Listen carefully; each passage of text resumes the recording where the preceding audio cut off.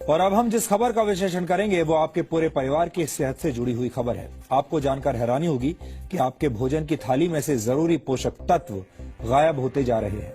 यानी आप जो खाना खा रहे हैं उससे आपका पेट तो भर सकता है लेकिन पोषण नहीं हो सकता। नेशनल इंस्टीट्यूट ऑफ न्यूट्रिशन ने इसी वर्ष एक फूड कॉम्पोजिशन टेबल तैयार किया है, जिसके आधार पर इंडियन डायटिक एसोसिएशन यानी आईडीए ने भारतीय थाली से जुड़ा एक रिसर्च किया। इस रिसर्च के मुताबिक पिछले 30 वर्षों से भारतीय भोजन की ताकत और उसके पोषक तत्व लगातार कम हो रहे हैं।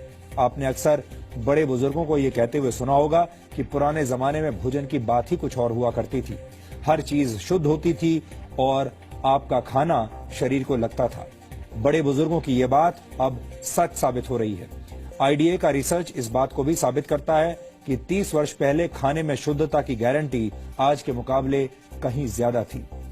आईडीए के मुताबिक गेहूं में 9% कार्बोहाइड्रेट कम हो चुका है। इसके अलावा बाजरे में 8.5% कार्बोहाइड्रेट कम पाया गया है।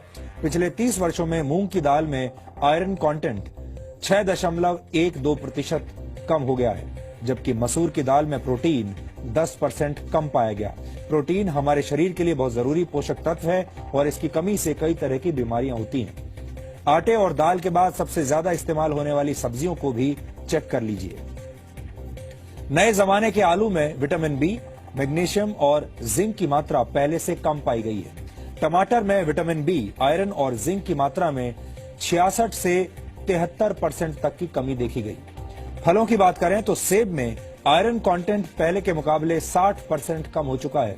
यानी लो हीमोग्लोबिन और एनीमिया से पीड़ित लोगों को सिर्फ सेब के भरोसे अब नहीं रहना चाहिए। इस आंकड़े को देखने के बाद कई पुरानी कहावतों से आपका भरोसा उठ सकता है।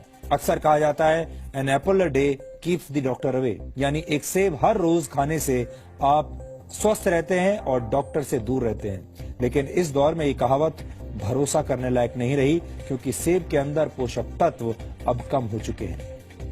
आईडीए ने इस रिसर्च को तैयार करने में नेशनल इंस्टीट्यूट ऑफ न्यूट्रिशन के फूड कॉम्पोजिशन टेबल का इस्तेमाल किया है। एनआईएन ने 528 तरह के खाद्य पदार्थों में मौजूद 151 पोषक तत्वों की जांच की है। इस इंस्टीट्यूट ने 30 साल पहले भी एक फूड कॉम्पोजिशन टेबल तैयार किया था और उस समय के खाद्य पदार्थों में न्यूट्रिशनल वैल्यू आज की तुलना में काफी ज्यादा थी। एक्सपर्ट्स के मुताबिक खेतों में पैदावार बढ़ाने और फसल को बीमारियों से बचाने के लिए पेस्टिसाइड्स और खाद का ज्यादा इस्तेमाल किया जाता है और केमिकल के ज्यादा इस्तेमाल से भारत की मिट्टी में पोषक तत्व लगातार कम हो रहे हैं, जिसकी वजह से खेतों में उगने वाले अनाज, सब्जियों और फलों के पोषक तत्वों में भी गिरावट आ रही है। भारत की मिट्टी में जिंक की मात्रा 43% कम हो गई है। इसी तरह बोरॉन 18.3%, आयरन 12.1%, मैग्नीशियम 5.6% और कॉपर 5.4% कम हो गया है। जाहिर है, जब फसल को पैदा करने वाले खेतों में ही पोषक तत्व कम होंगे तो खाने पीने की चीजों में न्यूट्रिशनल वैल्यू भी कम मिलेगी। भारत धीरे धीरे बीमार और थके हुए लोगों का देश बनता जा रहा है। दिसंबर 2015 में आई द लैंसेट की एक रिपोर्ट के मुताबिक सेहत के मामले में 5 ब्रिक्स देशों में भारत सबसे नीचे है। ब्रिक्स देशों में भारत के अलावा ब्राजील, रशिया, चीन और साउथ अफ्रीका शामिल है। 2013 में पूरी दुनिया में बीमार लोगों की कुल संख्या में से 20% भारतीय थे। भारत में इस वक्त 7 करोड़ लोग डायबिटीज के शिकार हैं और डायबिटीज के मरीजों की संख्या के मामले में भारत चीन के बाद दूसरे नंबर पर है। वर्ल्ड कांग्रेस ऑफ कार्डियोलॉजी के मुताबिक सन 2020 तक भारत में होने वाली 40% मौतें दिल से संबंधित बीमारियों की वजह से होंगी। भारत में हर 10 में से एक व्यक्ति किडनी की बीमारी से पीड़ित है और ज्यादातर लोगों को इसका पता तब चलता है जब उनकी किडनी 60% तक बेकार हो चुकी होती है।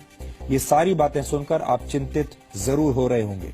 आप सोच रहे होंगे कि एक तरफ भारत के लोग बीमार हो रहे हैं और दूसरी तरफ हमारे भोजन के अंदर मौजूद पोषक तत्व भी कम हो रहे हैं। ये एक तरह से दोहरी मार है।